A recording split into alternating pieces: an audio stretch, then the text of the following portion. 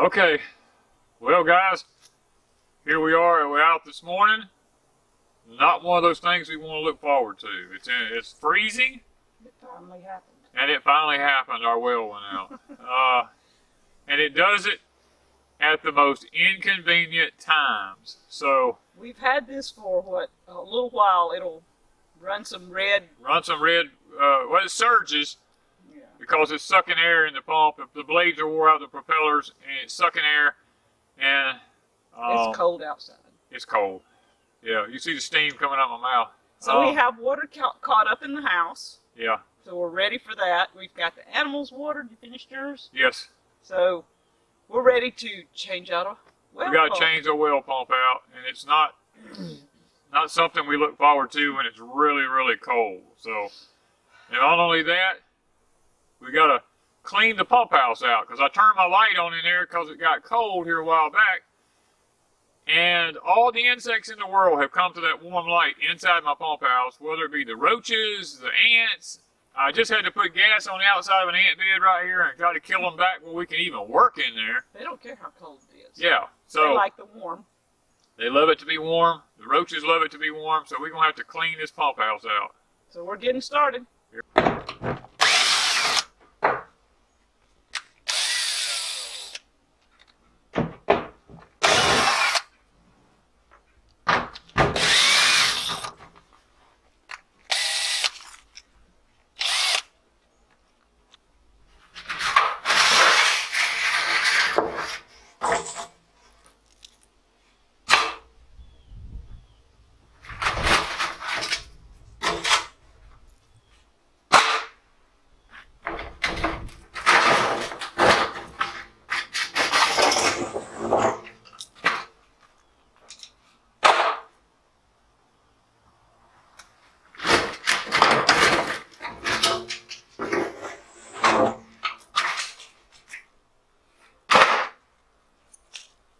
Okie dokie. Yep, see what I'm telling y'all? Look at the roaches already running around in there.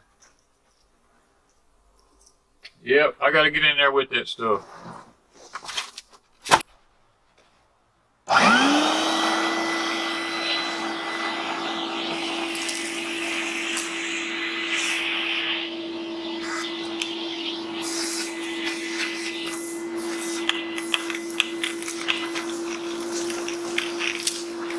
That's the first things we're doing. We turn the water off to the barn. We turn the water off to our outside faucets. And I'm going to get in there and turn the water off to the house. Now, nobody running water in the house. But if you do this, it's a good practice if you don't know to turn the hot water heater off in the house. Because if somebody runs the water out of the hot water heater, then you can burn your element up in it. But we don't have anybody in the house, so we're not really worried about it. We're out here. So we're going to go ahead. First of all, before I do anything else, I got a drain in the floor, but leaves have gotten down in that drain, and they have stopped it up. And when we pull this pump off of here, the water needs to be able to go into here and get out, and it's not able to.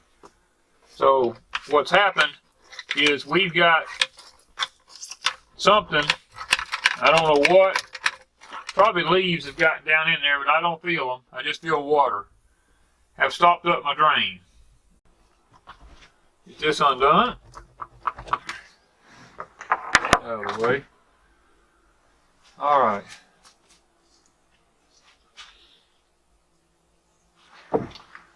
Okay guys, the next thing, I'm going to get all our electrical stuff here taken care of.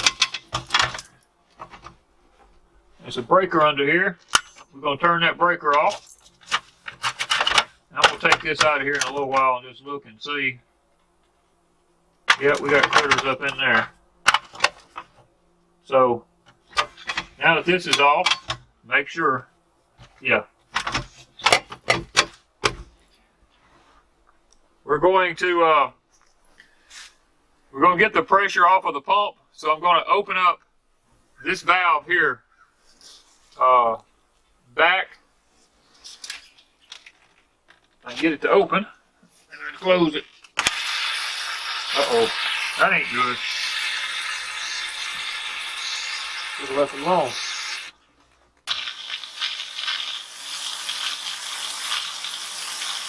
what's that doing?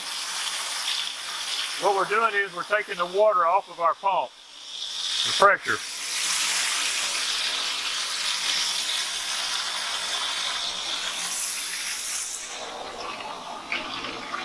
And what does that mean there? We got a leak? That means I may have to cut my line and everything.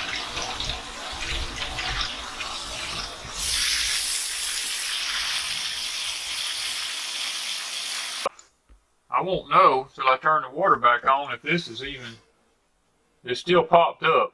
That ain't good. So I may have to replace this, which ain't good. Well, there is one way I can find out, but I'd have to turn the water completely back on, and I don't want to do that because I have to fill it all back up with water again. And as I was talking about my drain, see how it's staying full of water down there? That means I'm going to be standing in a wet floor.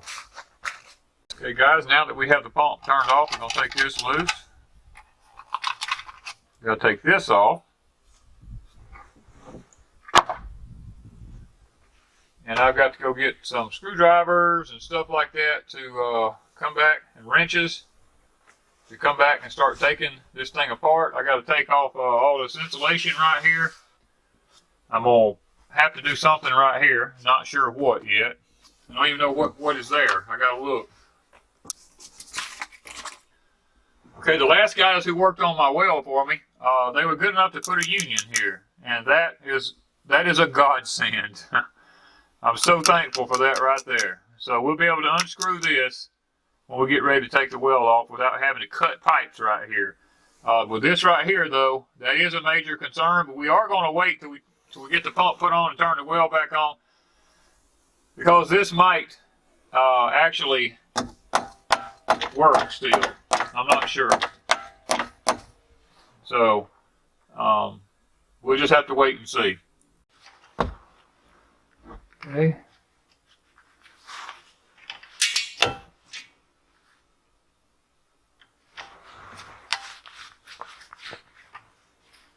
These are on the outside, the other one's on the inside. Okay.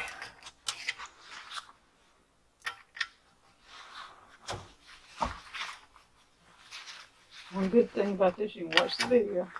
Yeah.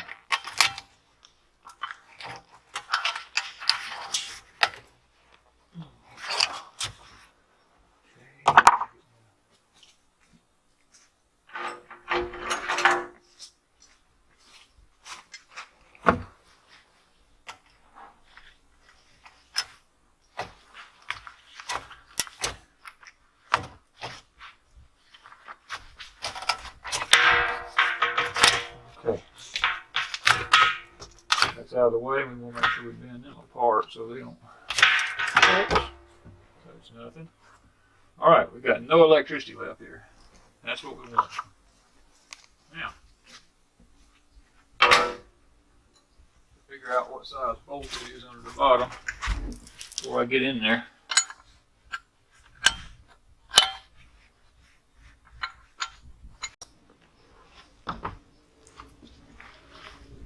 Alright, first thing I'm going to do is break these bolts loose.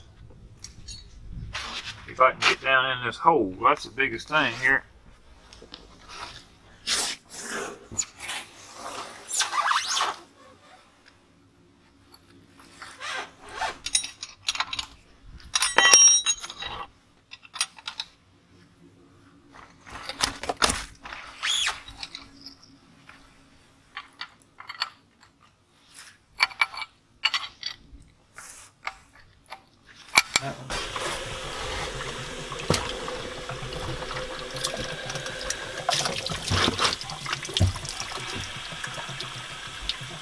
Okay, I gotta get this out of here. Of course. Okay. I'll let fall on your foot or something. I got it. Or it's gonna pour water all over you. Just lay it on the ground. Okay. Okay, guys, we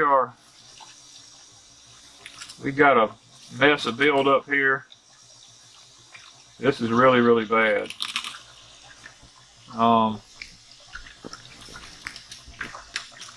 I mean, it's really bad.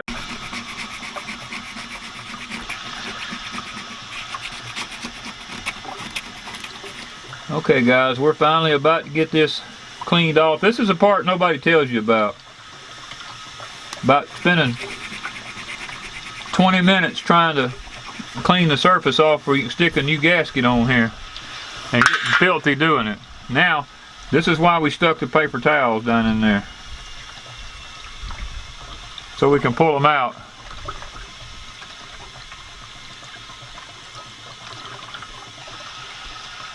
And all that trash didn't go down in there with it. Okay, time to dry this baby off and get our new gasket up here.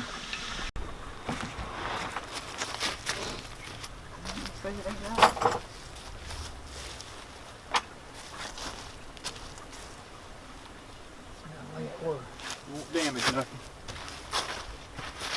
I got to have some storage back.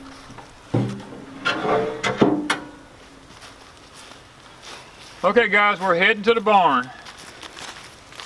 Okay guys, one of the things that we had here was we had this pump bought in advance because we knew our pump was giving us trouble a while back, and we didn't want to be on like a Sunday morning or something like that, or a late Saturday evening and our pump go out and we couldn't get anything, so we went ahead and bought it ahead of time.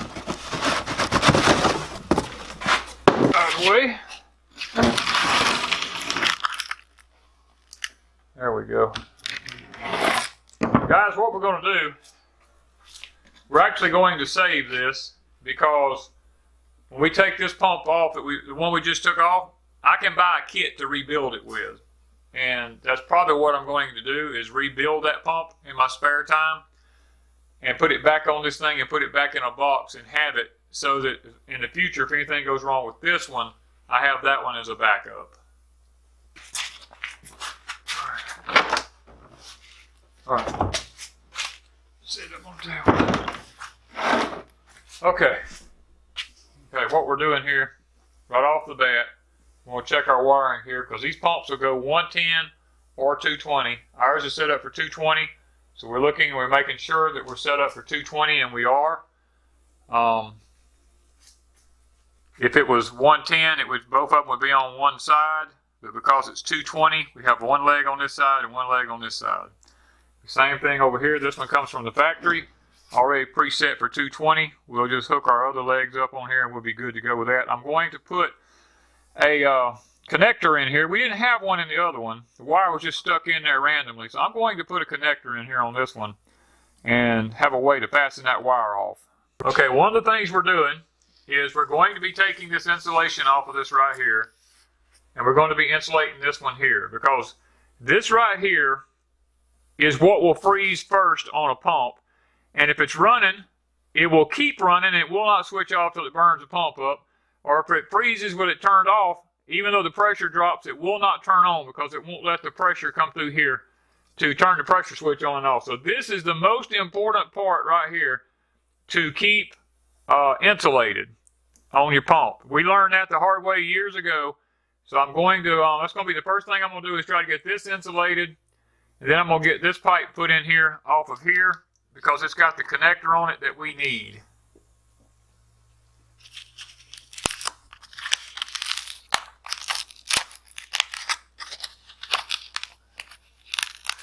One of the reasons we like to use, this is regular duct tape, like you put ducking system in houses with, the aluminum tape. I like using it because it's really good for these type of applications. Alright, the easiest way to do this is to just cut it. We can figure out where the joint in the pipe is, which is right here. That way we can just slip that right off of there. And then we can unscrew this out of here, screw it right back into this one over here. The only thing about this one right here is I'm probably not going to be able to save the insulation off of this one, because it's just so hard to do. I'm probably going to go ahead and just make my own new insulation and put on this one here. But before I even worry with that, I'm going to try to get this in here first. And we're probably going to need a big set of channel locks. Go. Finally. Get without breaking it. That's what I'm.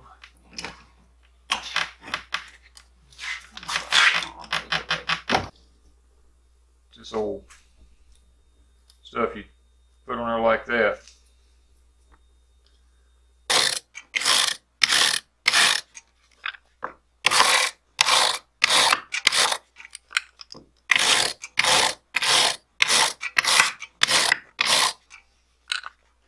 These guys use that old type of tape, you just old Teflon tape stuff, and I don't like that stuff.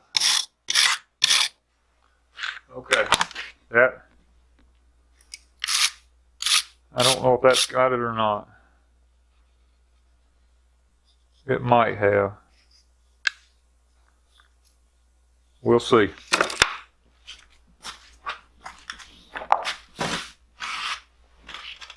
Let's see here. There's supposed to be a plug in this.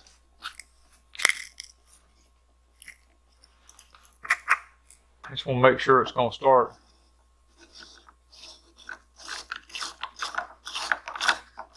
Okay, it will screw into it. Yeah, it's going to screw in there. I want to be sure of it before I even started. Okay. Now, we're going to take the wire brush one more time.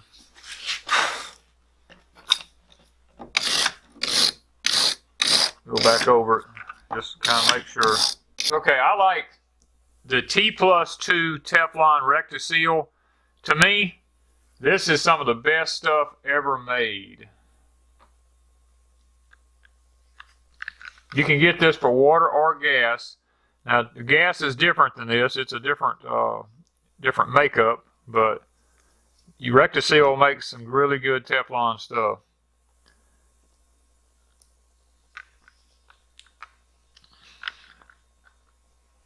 What I like to do when I put it on there is take my fingers and make sure that we've got it down in them threads all the way around. The problem I've had with the regular Teflon tape is that I've had pieces of that tape come off in the past and actually get inside a component in there and stop it up and make it not work.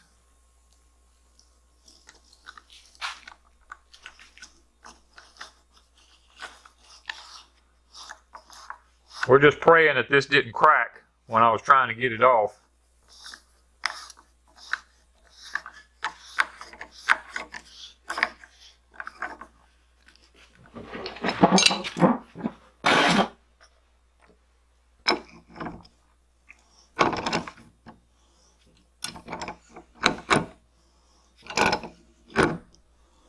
It's already screwing in further than it did the other one.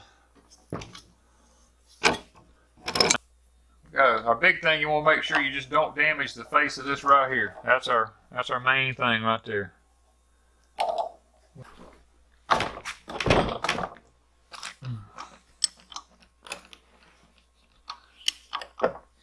Okay, while I got the pump out, I like to always go ahead and break this plug here loose, because when we start putting water in here to fill this thing up to prime itself, then we need to let it run till water comes out here. Then we'll be okay. It's just easier to break it loose out here than it is when it's on the well. Okay guys, we're going to use some insulation here that's made for CPVC. It's got the little small hole in it right there, which is fine. I'm going to stick it up over that, and I'm going to let it run on completely over this right down here, just to be safe. And because this hole is so big, let me see how it works out. I may have to shrink this some, because I want it to go up over that fitting up there. You got to be careful, because this is a plastic line. It will break.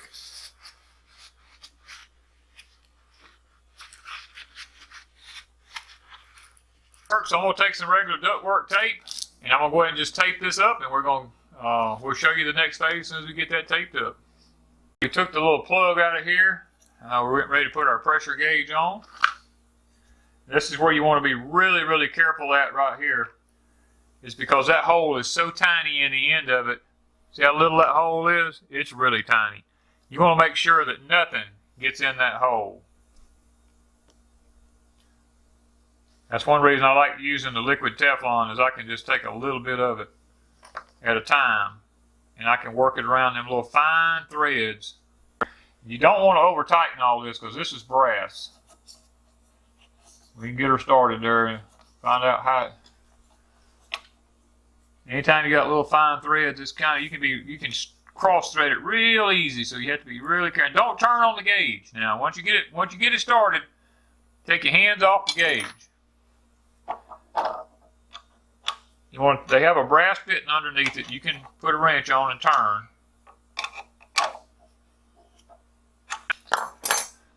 What we're going to do, since we've got that in, and we know that that's where it goes, we're going to take it now, and we're going to break that loose, because what happens is we'll turn it and tighten it back down, and then we'll get it broke loose.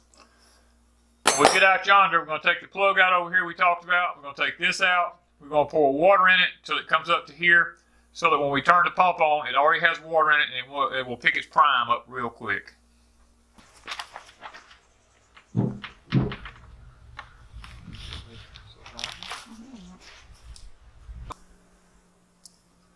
Okay guys, this is what I was telling you about. We had a non-metallic wire connector that's going to go right here, or to something to hold our wire in there.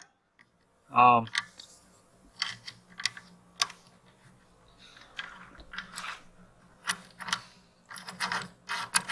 just a little picky. You don't have to have it, but I like to put stuff in there.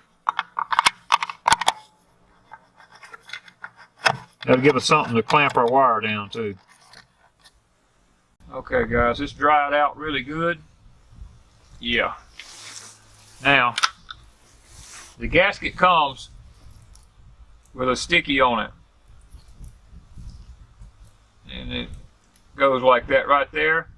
So what we want to do is take the back off of it.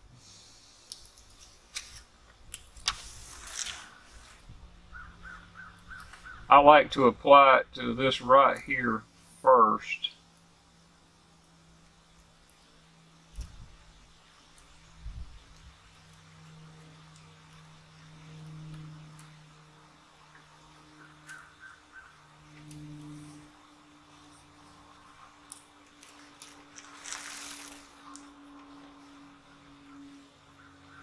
Yeah, it fits good that way.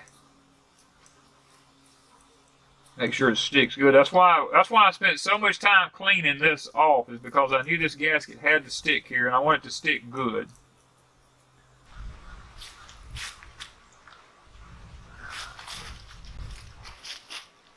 So it's set up.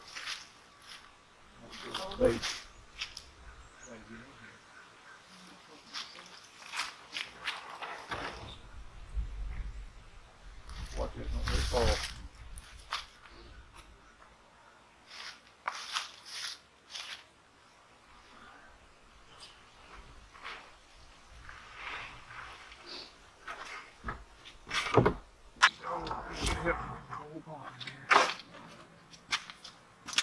I can't even see the flange, so you don't want to damage the gasket. That's the one thing. That's it. That's it. Is that it? I don't know till I get down there. Nope. Doesn't look like it. Not it. I just gotta make sure I don't damage that gasket. Alright, I'm gonna need them bolts. Okay.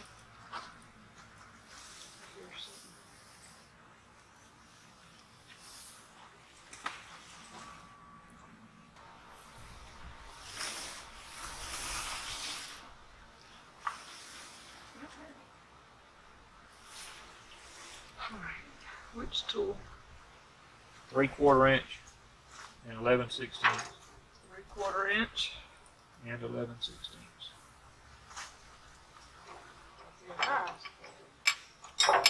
Wow. 116th. How about this? If it wasn't written on it, I wouldn't know. Leave my screwdriver.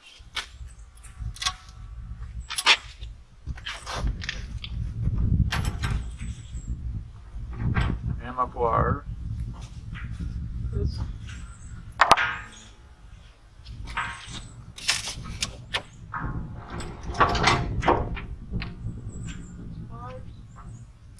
Channel locks, whatever you want to call them.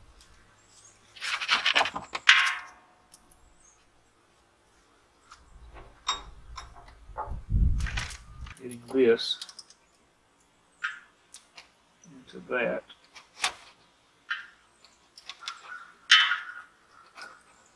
Getting the wires where they need to be.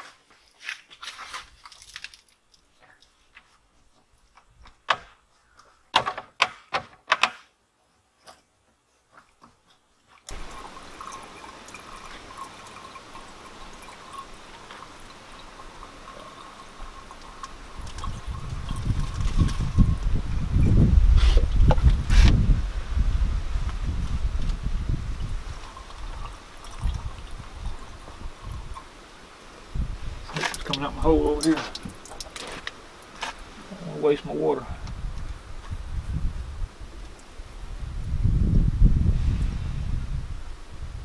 We're there.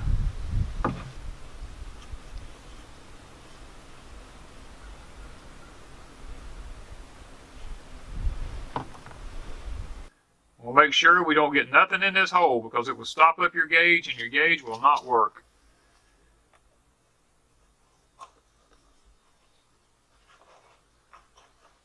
Yeah, there we go.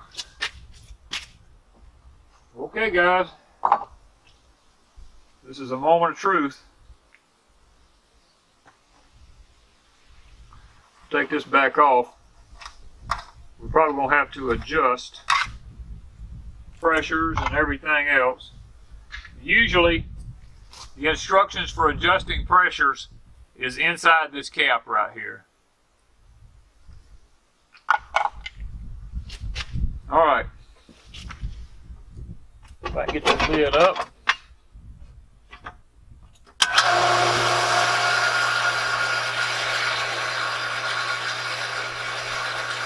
It's gonna pick up. It should say on there what this tank comes preset at. Okay, it's going on. Okay, it clicked off at 50. That's what I wanted, right around 50. Okay. This ain't leaking. I ain't got that yet. We'll fix that. I'm scared to move it. It ain't leaking. Nothing's. Let me get it where I can be on top of this. That all is out of whack. Not doing good. All right. Okay. So see. I'll turn the barn on. I turned the barn back on. Everything seems to be good. I don't have any leaks under the bottom here. That's good. I'm fixing to turn the house back on. I figure out which way to turn it. Okay, the house is on. This one stopped leaking. I'm scared to move it because I don't want to really have to deal with it today. But the faucet's there where I need to be able to turn it on and off real easy. Okay guys, we've got the cut in and cut out pressure at 30 and 50. That's what I like on my pump. I've got my running pressure set about 50, where it doesn't ever go above 60 on the regulator. So that's what I want. That way I have less problem with faucets and things like that, you know, with just blowing gaskets, and it just seems to work better. I'm not a pump man. I'm just a homesteader. that does his own stuff, and I've done my own pumps most of my life from being in the construction business and watching well people do jobs and stuff like for me and listening to them talk and asking them questions. This is in no wise professional advice. It's just what I do on my homestead. And guys, it works for me here. We've got our pump in successfully. It's not leaking. We're happy with that. Everything has turned out really well. We got it cleaned up on the inside. We're fixing to finish doing some insulating right here around this. And when we get through insulating, we're going to put the light back in here and turn it back on. And we're going to try to see if we can't get the top back on this thing and get on with our daily routines. Because guys, this was out of the norm for us. We got up this morning in freezing temps with water issues. And guys, just in case our surges and air problems we was having and all that wasn't coming from the impellers in the pump, we will be replacing the tank in the future. This is a tank we've only had for a year. I don't know if it's the tank or not. Let's put it this way, I hope it wasn't, because the pump was giving us trouble. Whining and making all kind of growling noises and stuff like that. I feel like air was getting in the impellers, pumping it over into the tank. So we're going to just give it some time and see. And if it is the tank, then we'll give you a video showing us taking the tank out and replacing it. So guys, if you have a homestead and you have your own well, you can do this. There's not that much to it. It's just paying attention, adjusting things like they're supposed to be adjusted, and watching it on a daily basis. It's called being a responsible homesteader. So thank you guys from Deep South Homestead. Pressure switch. This right here is called nut number 1. This is called nut number 2. Now nut number 1, you turn it clockwise to adjust your cut in and cut out pressure. Nut number 2, my light here where I can see here. You turn it clockwise to raise your cut off pressure only. And our cut off pressure was right where we wanted it, so we didn't have to mess with it. So we got our cut in and our cut out pressure just like we want it. And remember, these can be wired 110 or 220. Well, we prefer 220 on ours. Uses less electricity, so we have it wired up for that. And guys, keep in mind, these two right here are very important about whether or not you can bust a bladder in the tank or not.